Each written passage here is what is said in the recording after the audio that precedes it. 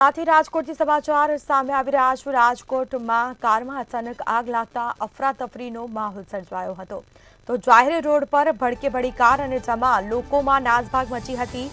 નાના મવા રોડ પર એક કાર અચાનક સળગી ઉઠી હતી। સ્પીડવેલ પાર્ટી પ્લોટ નજીક પાર્ક કરેલ કારમાં અચાનક આગ લાગી, જેના સીધા દ્રશ્યો સામે આવ્યા છે। કારમાં આગ લાગ્યાની જાણ ફાયર બ્રિગેડને કરવામાં આવી હતી।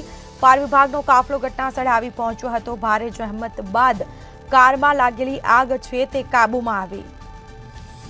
સદનસીબે કારમાં આગ લાગવાની ઘટનામાં હાલ કોઈ જાનહાનિના સમાચાર સામે આવ્યા નથી।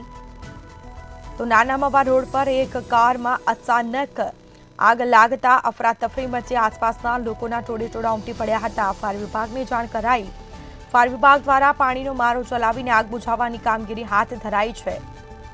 તો આગ સંપૂર્ણપણે બળીને ખાખ થઈ, જેમાં ભારે જહેમત બાદ કારમાં લાગેલી આગ કાબૂમાં આવી હતી। નાના મવા રોડ પર એક અચાનક કારમાં આગ લાગતા અફરાતફરીનો માહોલ સર્જાયો।